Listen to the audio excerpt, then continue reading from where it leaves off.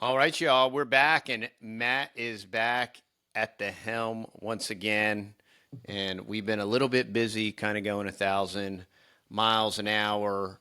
And we wanted to jump on here and give you an update. We don't really have a format or anything. We're winging it a little bit, and Yeah, just thought that we would give you all an update on everything that's going on.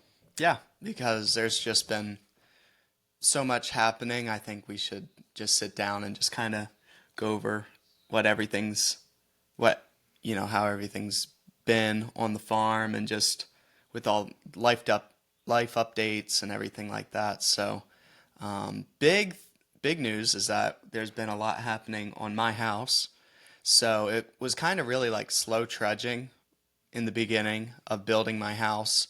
Well, actually, I take that back. It was super fast. Everything was happening. The walls came up, the windows came in, the doors were installed. Like all that stuff was great. And so I took out a loan from Dad, and, and with your family banking, and that's been great. And getting that all set up and everything like that because somebody as young as me, trying to build up my credit and everything like that and taking out that big of a loan is close to impossible to do. So that was a really big blessing. And then I needed to kind of add up what I was going to really actually need to pretty much finish out my house. I don't need it 100% finished out, but livable, at least get it livable. So figured out that number, and then we had to wait for it to clear from the banks and everything like that. And now it's just kind of now it's been Scam. full hog. I mean, we've been grinding and getting it done. I guess the other thing that we had a little bit of a delay on was it was like this back and forth tango with the electric company, and they've really like upped their game, and there's some nicer people working there now, and we got our easement done for because you got to sign an easement for them to run electricity on your property or whatever. So we got that signed off on, and so I dropped that off yesterday. I dropped them off their money, so they got their money. We got the whole entire house, all the electricals done. I was actually working on editing the video of that this morning. All the electrical is done in the house. All of the plumbing is done in the house. I guess that was the other part that's a little bit slower too, is because with electrical and plumbing, well, especially with electrical, you're like, oh, it'll be really quick, but while you're doing it, you're like, oh yeah, I want this. Oh yeah, I want this, and because when you spend time in like I've lived a good chunk of life in this house and then in the tiny house. And then I've been to lots of other people's houses. So then you kind of pick up little things like, oh, I would really like to have a switch beside my bed. So then when I get in bed, I don't have to walk to the other side of the room to go turn off the main lights. So little things like that really make it your home, and it makes it really nice that you can customize it. But you have to do it now because it's a pain in the butt to come back and add that in.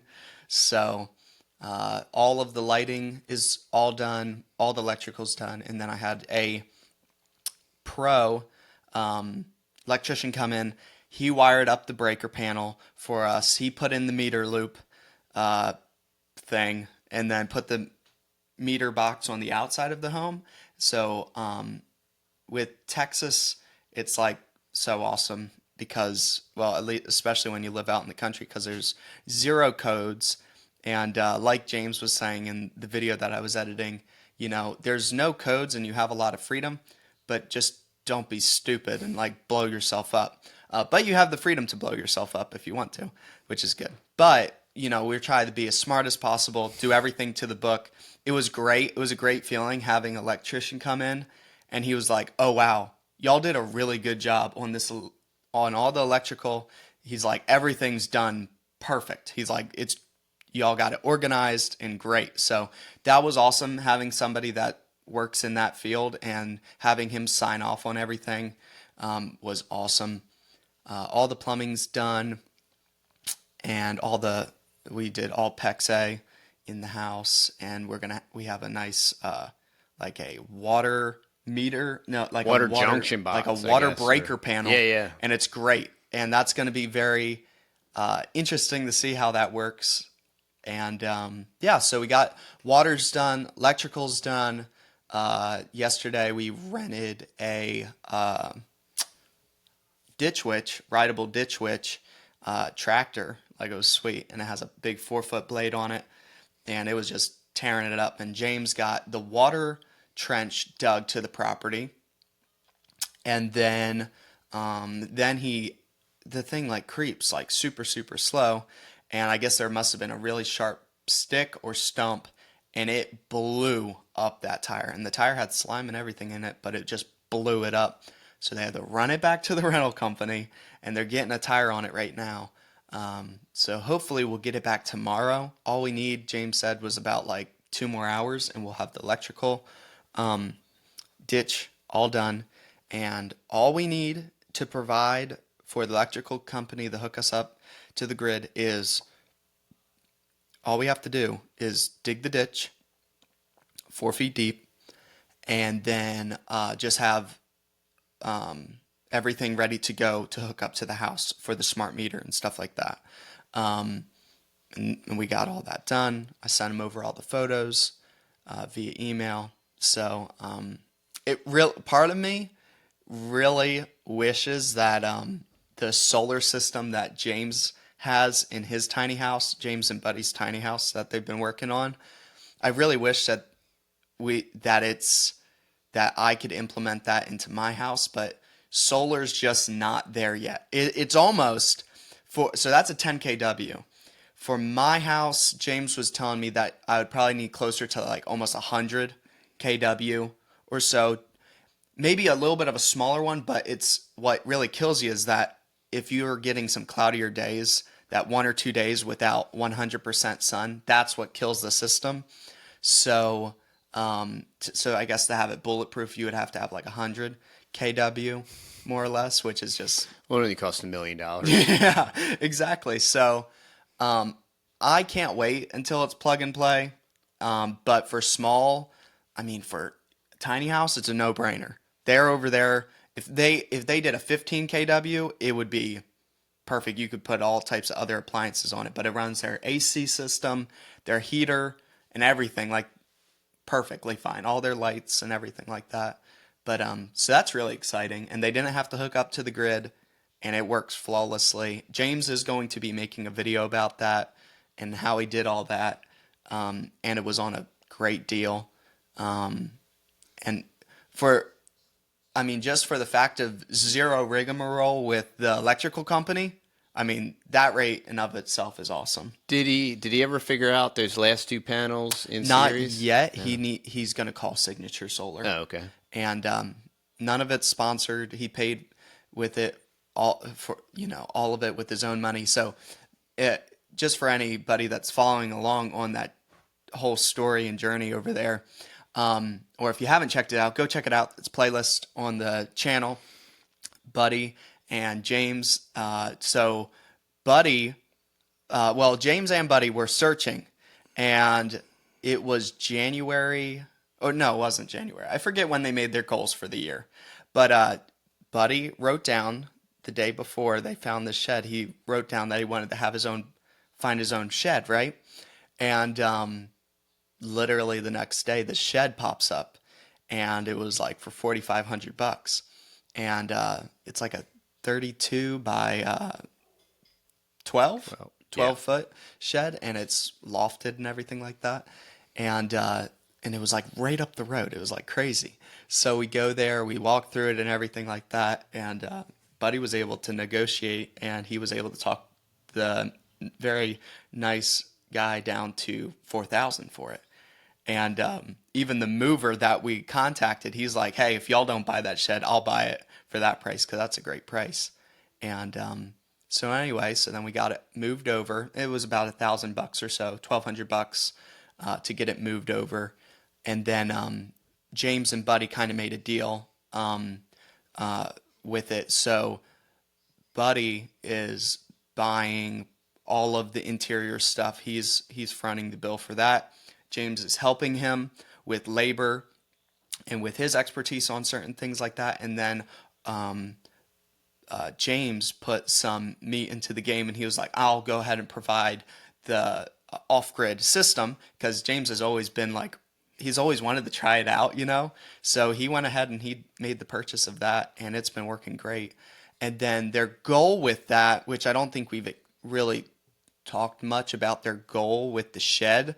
Their goal with the shed is that they can, well, of course it's a living space, they can hang out and everything in it, but they're very close to having it fully finished out, and they're going to be actually selling it. And it's really smart, because they've seen in the market that there's these very expensive, very luxury homes, tiny homes that are going for, $70,000, $80,000, $90,000, but there's no real like kind of Mid-entry. well Yeah. built, good built, with nice high quality materials, but for more of a mid range, $30,000, $40,000. Something that would be super easy and quick, either for you to live in if you bought a brand new property, or even for a rental. I mean, you could very easily make it into a rental. So they really want to get into that market of finishing out tiny homes.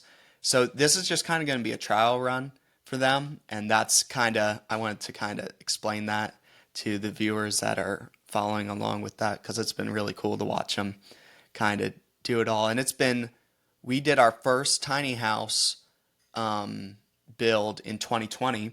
So that was 5 years ago. And it's so crazy, the things that we've learned and picked up, and all the skills that now we do know, so it's pretty cool that they're able to relive it and everything like that. But anyway, but how has your food forests and everything been going? Everything's starting to wake up. We did not get that last frost that we always get. I That know. right after Every the time. trees blossom, we get smashed. So we're ahead of the game. We have peach trees that already have peaches set on them. Global warming. We have lots of climate change, and which is great. And we First hummingbird of the year showed first up. hummingbird of the year showed Yep. up a couple days ago. So I think we're in the clear. There's lots of brebas, figs on several of the trees.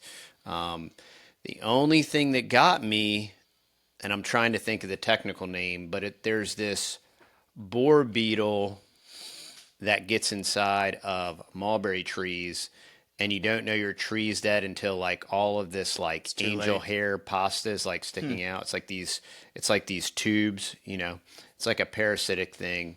And I lost two world best mulberry trees that were like 3 or 4 years old, and I had just sold 3 or 4 of them to a friend of ours, and there was one that was, but thankfully I think I still have 2 in the greenhouse. So that's why I always like, if you have a great tree that you really like, to make a copy of it, keep a backup.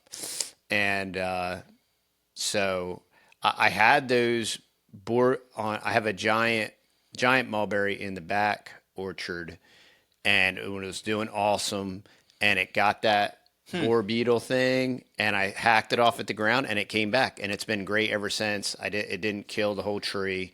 So there's a possibility that these are very established trees. I mean, I know. this was going to be a banging year for them, but It's interesting how certain things. it's Because it's just like the cherry trees. yeah, it's always something. We had 4 different variety of cherry trees, and they did great 3-4 years. for 3 or 4 years. They produced cherries. produced fruit Yeah.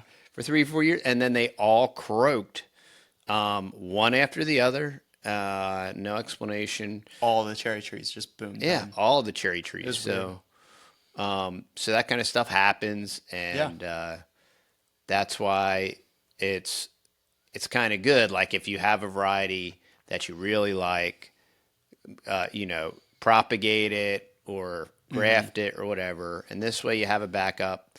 And if it croaks, it's not any big deal. I changed the location.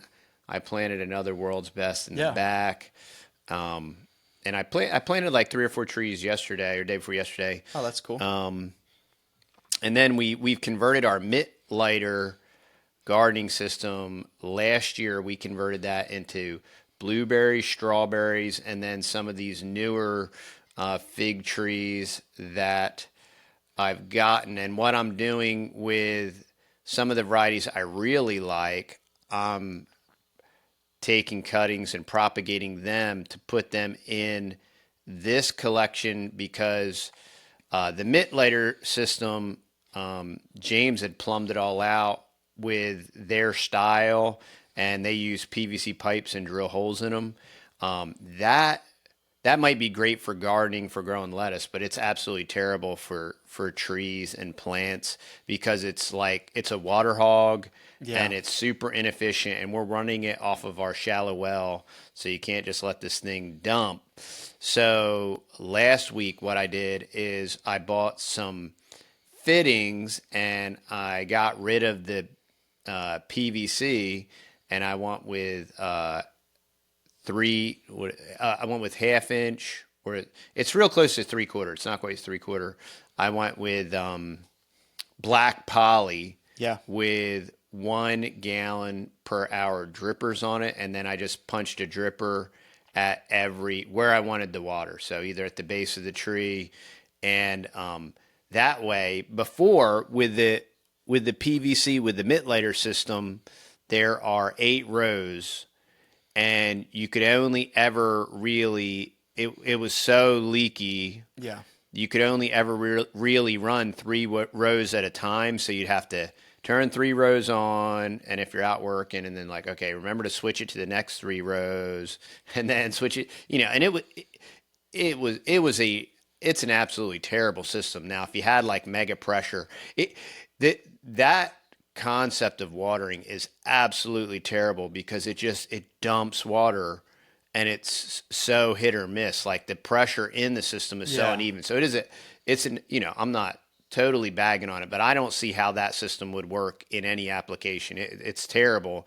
And poly is so much cheaper and Oh, yeah. you can get drip heads that drip at different rates. These are 1 gallon.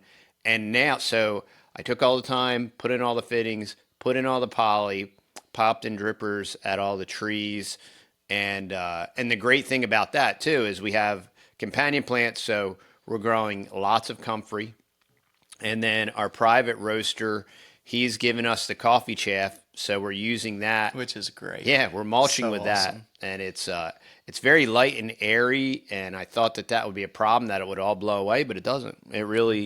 It's really been a pretty cool hack. So I worked out a deal with them. I got to get them a trash can, and I was supposed to do that last weekend.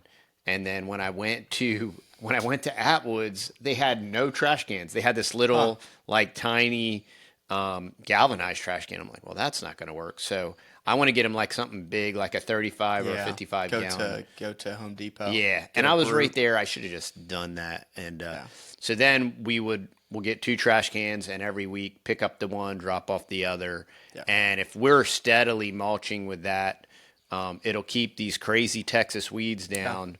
But I did, in between all the trees or the bushes, we have mint, we have strawberry, and we have comfrey. The mint plant's going to come back crazy.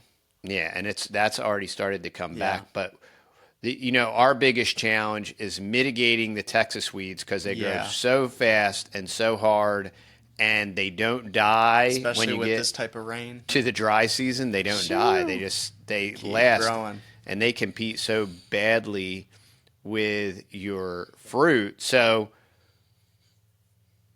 I put these drippers in. Now I can turn the system on. I can leave it on all day. I can turn the entire thing on, and it's just so quick. It's so easy, and all the blueberries have blooms on them now.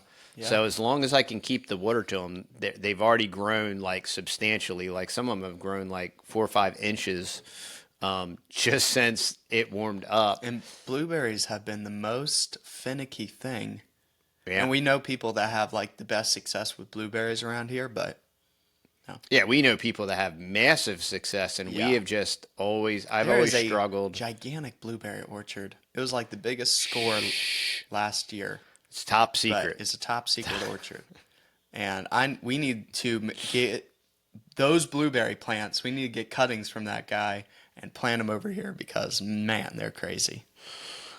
Yeah, so I think we solved the blueberry riddle. But yeah, and making those changes, everything works now, and it's not just like a rig. It was a total rig. Yeah, I think over the years, like while you're homesteading, like you start out with like just trying to figure things out and trying, you're honing your skills and your skills aren't that good, so you're just trying to work with what you got. And then over the years, as God blesses you and as you learn different skills and stuff, you're like, okay, like I'm done with, going into this chicken coop and banging my head on this super low door. Like I'm going to go ahead and rebuild it so then I can like easily walk into it or like what you've been doing with making the front of that chicken coop. I mean, just the front of this so we have a tunnel system for our chickens because another thing that we learned, we don't like using, and some people love it and that's awesome, but I absolutely hate that Premier One fencing and rotationally grazing animals. Is that the best, most healthiest way to raise animals? Absolutely. I totally understand. I don't have the time, the patience, and it drives me insane when Very few people do have the when time, patience, ability. and when it gets tangled up and the whatever the shocker that's plugged into the house stops working. Energizer, yeah. Yeah, or if you got a solar one and then it stops working because it didn't get enough solar, like there's all this drama. So, you just learn what works for you on your homestead. The same thing that works for us on our homestead is not going to be the same thing that works on y'all's, but just trying to adjust. And we have supplemental inputs, with the massive amount of comfrey we're growing. Oh, yeah. I just went out there this morning, The comfrey is next level and growing. and they absolutely love it. I mean, they had full feed and scratch and everything in there, and I threw in a mountain of comfrey, and they just ignored the food. Oh, yeah. And they eat the comfrey, and it's great. It's providing weed guard and barrier for us. Yeah. And it's providing all the medicinal stuff too, and it's feeding the chickens, and you just go out there, rip a big chunk off, Throw it to and 'em. chuck it in there. Yeah. And this way they're still getting more than just the feed, Yeah. Last year, when it was mowing season and everything like that, which mowing season's very close to starting. Again, the yard's getting pretty tall, but I have a bagger on my mower, and I would bag, I don't know how big those sacks are, probably close to 10-gallon sacks or so of grass, and I would dump at least 4 or 5 of those while mowing the yard into there, and they would go insane. They would absolutely love that. But anyway, we figured out with our chickens, because every year it felt like we had to restart because predators were always attacking them. Even if we kept them in the orchard, the coyotes would jump over the fence and grab them. So So barn owl season, Yeah. barn owl mating season. So we had to just put them in a compound and make this long run. And so anyway, so now what you're doing is you're building like a nice front to this long hoop house tunnel, and making it just like your standard coop entrance with a nice high entrance, normal door, and then you can go in there and normal tin and everything like that. And I mean, even for right now, it's so nice being able to walk under that with the feed to be under there, and before you even go into the chicken coop, having a nice dry place, because when it's kind of rainy and nasty, like the front of the chicken coop always gets just like nasty and jank. But it's just like honing your skills, fine tuning, like even like you were saying with the watering situation, you try it out. Sometimes even with the mint lighter stuff or whatever, perfect example, you spend a good chunk of money, on it, on the PVC, and guess what? You gotta be like, what? That didn't work. We gotta rip it out. Try to reuse as much as we can of it. Yeah, and some people are so afraid of making mistakes, or some people aren't willing to admit the fact that they make a mistake, or most people, if you're a real analytical person, which I'm definitely not. I've always been a 30,000 feet guy. I'm like a big picture guy. Don't bog me down in the minutia, and that's what started our food forest 8 years ago. Was just like a Yeah, psychotic mad it frenzy. was literally Like we're that. gonna It go. was great. I'm like, I'm tired of waiting. We're Yep, gonna go buy trees, and we bought a lot of a trees. lot of trees. And then I'm like, oh no, now I got to plant all these trees. And And we that, did it wrong. yeah, We and it was, planted them like 2 feet too deep. and that Like, that's another thing. Like I like showing stuff on our channel, and I like doing stuff. And well, I'll give you a classic example. See, it's good to learn from other people, and it's good to ask the experts. And absolutely. we bought the Mittlighter book, right? And we Sure. did it exactly how the book said. But in my opinion, just from dealing with irrigation, I'm not an irrigation expert. I'm not an expert in anything. I'm borderline retard. But like that was it was terribly inefficient. It just didn't work properly. There was no way to regulate the pressure within. Everything was wrong about that system versus you could do everything. You can do the exact same system, and instead of using the drilled PVC, which you hand drill as a drip thing, instead of using that, you could have used a pre-perforated poly line, and it would have been incredible compared to that, and it would have been substantially less. So, while it's good to learn, Yeah. and it's good to like try it yourself, because here we read the book, we did it It exactly like sounded that. like it was going to work. We And I'm thought it like, was going to be wow, great. this is terrible. Like this is way more inconvenient Yeah.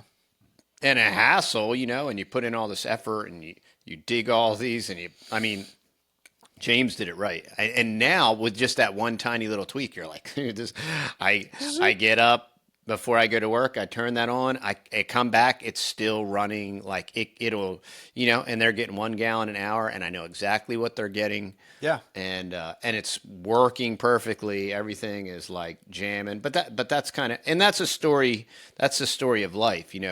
Try, fail, adjust. And some people never want to try. Yeah. Some people are so afraid of failure, like they refuse to fail, or or they don't want anybody to know that they failed, or somebody will judge me or whatever. And I mean, that's part of life, and that's part of being successful, is failing enough until you succeed, until you win. It's the only way to win is to fail. Like you have to try. The only way to win is to try, and if you try, you will fail, but you just readjust and do it again and learn. Yeah. And If you learn from your mistake, it's not a mistake. It's a learning opportunity. So that's what I've always seen it as, and it's all, there's a lot of people that talk about that too. It's doing something every day that you don't want to do. And, a lot of this world is a mental game, and training your will, your willpower is definitely one of those. And, yeah, trying something like that. That's why a lot of people do cold plunges, because they do something every day that they don't want to do. they don't want to do. And they don't want to do it. And no matter how many times you get into that cold plunge, not saying that I do that, but people do it just for that fact, I've heard, and it doesn't get any easier, but it's something that they don't want to do, but they do it instead, and they do it just for their mental state. Because your whole entire being can say, I don't want to do that, but you can override that and say, but I'm going to do it, and I'm going to be better for it. Yeah, and we were talking about this at a meeting, and they brought up something, and you always get, in business, you always get the sports analogies and all that stuff, and I can appreciate that stuff Sure. to an extent or whatever. And so they were having, we were having this conversation with a group of guys, and they asked me if I had anything to add, and I said, and having been like a sports addict, in my opinion, from my experience.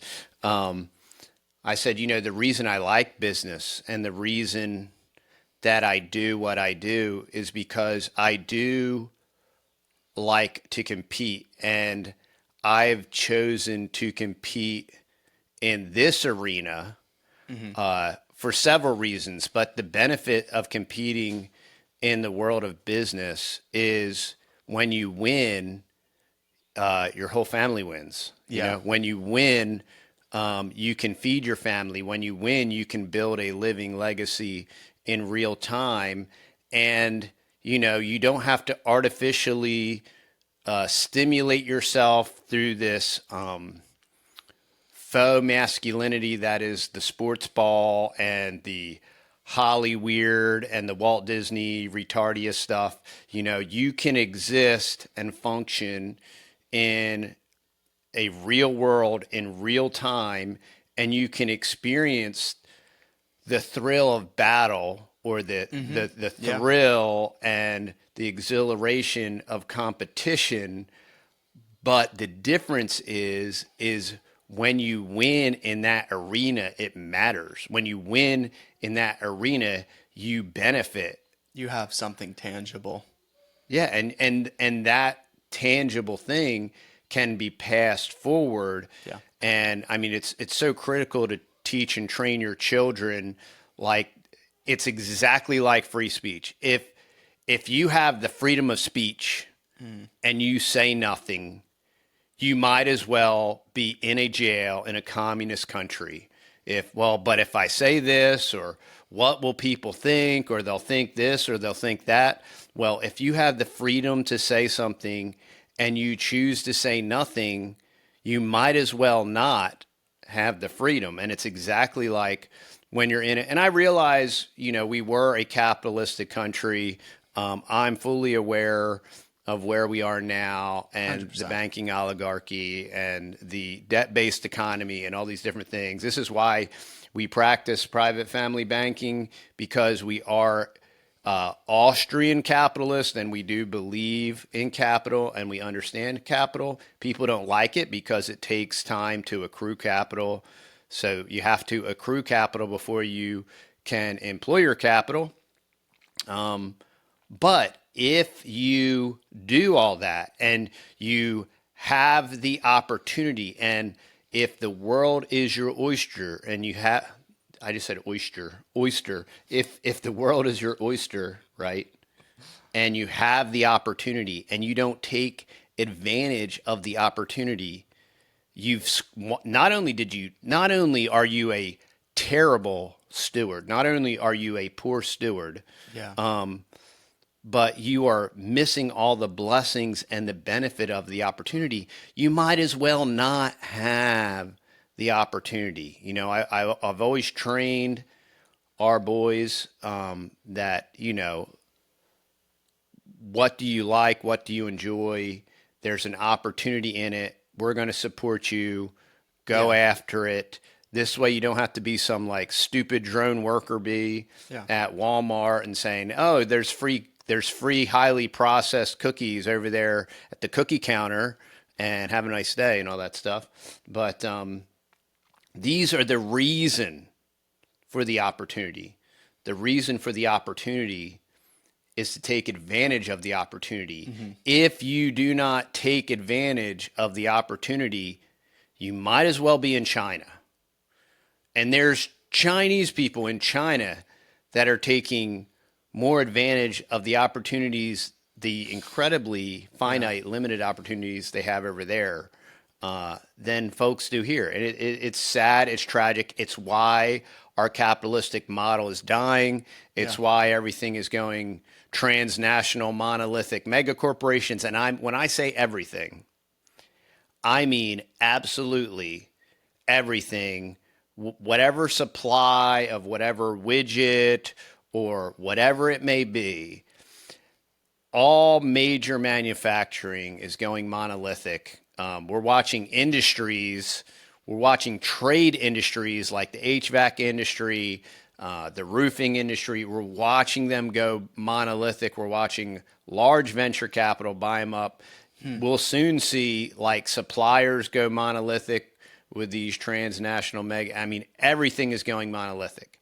And if you want to be a good little employee, right, and you want to work for the transnational mega corporation and you want to work for your slave master that will ultimately enslave you, then employ the Prussian model that the government school brainwashed you into being a good little worker bee and a good little foot soldier and obey the speed limit and all that stuff because my Mazda, and well, the police officer, he speeds, but I can't because, it's all rules for thee and not for me. And if there is no jurisdiction, then the supposed power imposed is de facto.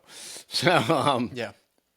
and that was a long, weird rant, but I hope that it made a little sense, and I hope that it encouraged you. And these are the kind of things that we instill in our boys so that they can go out there and that they can blaze their own trail and make their own path and actually like enjoy living. I couldn't think of anything more destructive and terrible than, and there's plenty of people that like the rigidity of that, and they like the no pressure, I clock in, I clock out. Sure. No, there's people that I like that. do my job, and If you do, good for you. yeah, but You have the freedom to do that. yeah, and if that is your warm and comfy, cozy place, Absolutely. there's a very thick glass ceiling there, Yeah.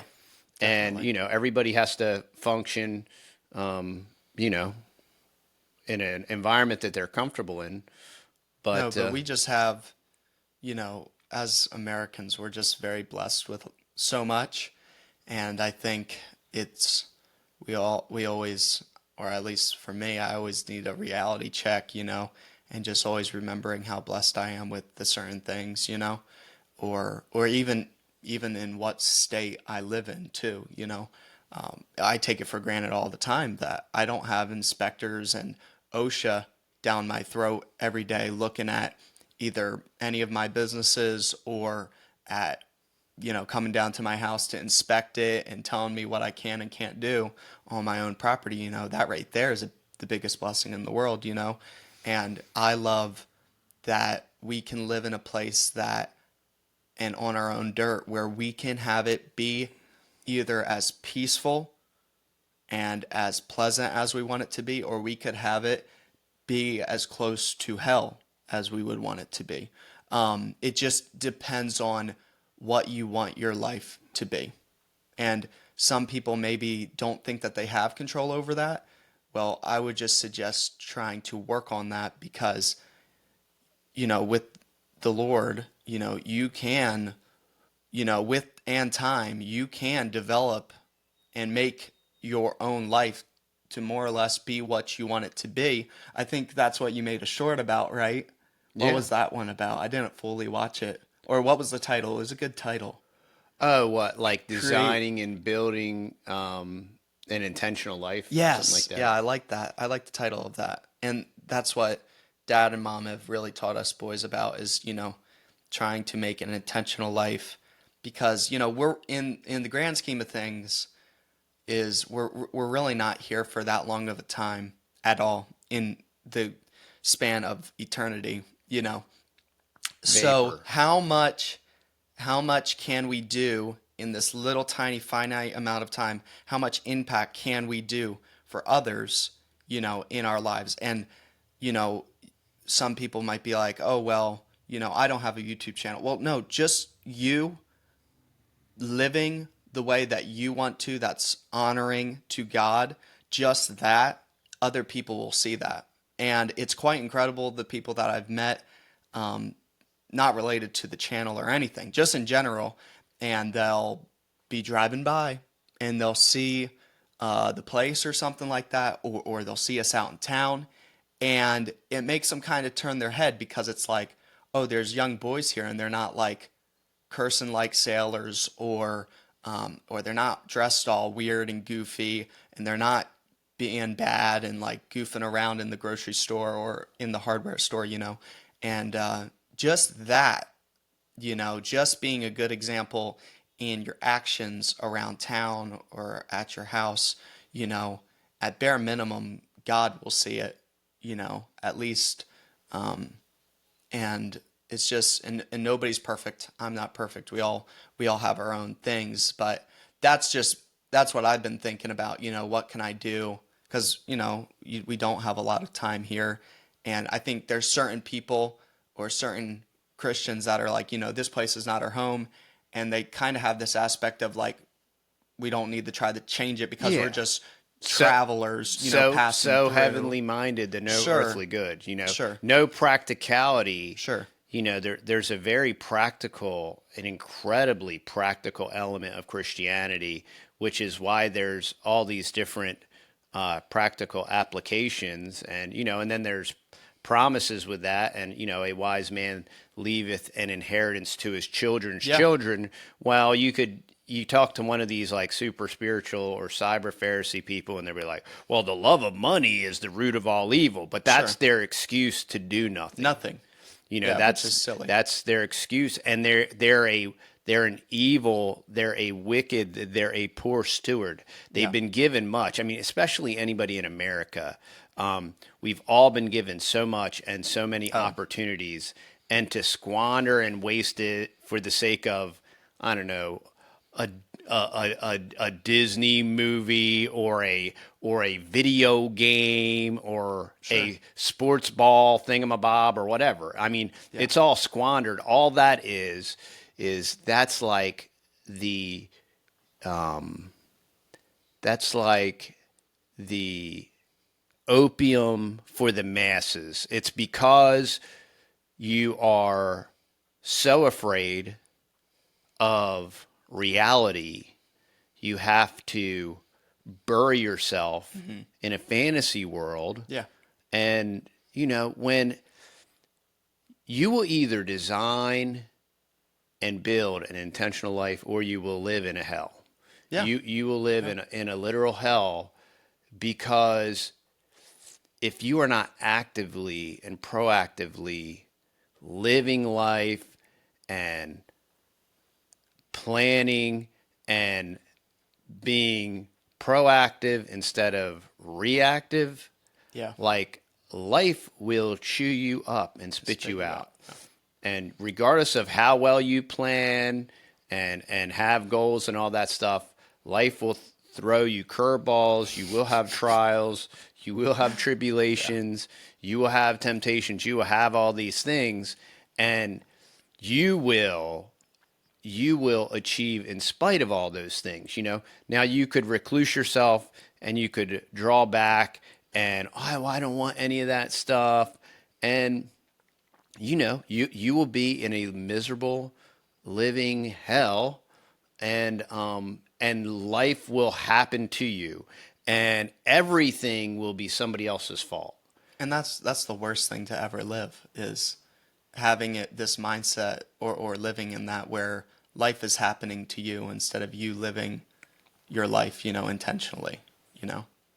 Yeah, and we're commanded to go out. We're commanded to go into all the world. We have all these like some of these prepper mindset of people. They're very reclusive, and they want to draw back and they want to separate themselves from people, and nobody's good enough for them, and they're on their own little island, and that's completely not Christian. It's unbiblical, and you become an echo chamber to yourself, and it's sad, but hey, everybody can change, and not only can everybody change, we are mandated to change. We are mandated to be conformed to the image of Christ. That's what we should be striving for, and that requires change. And it should be daily change that occurs as you strive for that goal. and everybody can change. And I'm not where I want to be, but I'm not what I once was, and Yeah. that is by absolutely. I can take no credit for any Grace of of that. God. That's the grace of God, but that is the effectual working of God. And if God isn't doing that in you and through you, then you need to consider your ways. You need to dig a little deeper. You need to look in the mirror and ponder that and cry out to God and ask Him why He's not doing that. And maybe God's not your father. You might have faked yourself out. And if you're going to fake yourself out on anything, that would be the one thing that if you fake yourself out on that, you've lost it all. Yeah. Yeah. So, well, that was an interesting. That was interesting. Yeah. Um, I didn't know I was going to go there. so, do you want to update people on any new products? Because Yes. you've been working very hard on the website. Yeah, I've been working very hard on the website. And yeah, so here we go. So we still do sell these. Well, for the audio viewers, I'll tell you what I'm holding up to. But for the people watching on YouTube or wherever, you can see this. This is the 1 pound honeys here. But now we sell the 2 pound honeys. And so that's awesome. Just in case you didn't want to go out and buy a 5 pound honey, or if you're not really interested in the cream honeys, now we have the 2 pounds available as well. And then my wife started her own tallow line. It kind of started out with, she already did that. Her and her mom love making tallow products and stuff like that. And I said, hey, if you want to, we could kind of design a brand and design your own kind of line. And if you would want to, we could sell that, because this is like really high quality stuff that she makes. So we sell these. This is a 1.7 ounce. It's in a little glass jar, and it's a little bright right now. But this is a rejuvenating tallow cream. So this is for like older skin, and then all type people like me. And then what's this one? This is another rejuvenating, but this one's a little bit of a bigger one in another glass jar. But those are awesome. It's all organic, grass-fed beef tallow with all organic, like essential oils and everything like that. All of that, and the kind of like backstory and all the ingredients are over on TheTexasBoys.com, kind of going into more depth on all that. So go check that out. And then also, we're experimenting with this. We have a very, very little batch of these, but we do have our own tallow beeswax deodorant. So it's tallow and beeswax. So the beeswax, you add it in there, so then some of those natural deodorants are kind of smushy when you like apply them, and they're kind of like pasty. When you add a little bit of that beeswax in with the tallow, it's more of like a natural. It's more of a like what normal deodorant is with all the nasty chemicals. So it applies really nice like that. But yeah, that's pretty much it. But without the nasty chemicals. But without the nasty chemicals, yeah, exactly. So let's see. And then we got all of our coffees on there on TheTexasBoys.com. And we have the white coffee in stock. So for anybody that hasn't tried it, I gave a bag to JD Hall. He just posted on Twitter last night that his wife loves it. The white coffee? Yeah. Really? That's awesome. Yeah. I love the white coffee. I can't be on it too much because, man, I get in the productive mood. He said that it's ethically harvested in Papua New Guinea by cannibals. So I explained to him, I said, it's actual headhunters. They don't like to be called, they get offended if you call them cannibals. So it's headhunters in Papua New Guinea. So. Just kidding for anyone that doesn't have a sense of humor. But anyway. All right, y'all. It's been good hanging out and chatting. And yeah, we jumped on here not knowing exactly what we were going to talk about. So. All right, bud. Well, it's been good talking to you. This is the most I've talked to him in probably like a month or so. So. Yeah. We've been busy, y'all. Yeah, we've just been so busy. We just need to do it. So. Well, that's it. Thanks for hanging out, y'all. And we'll see. We're getting really close to episode 100. So we'll see. We have some stuff scheduled. So we'll see who that is. That's awesome. Looking forward to that. Y'all have a blessed day. All right. Talk to y'all later.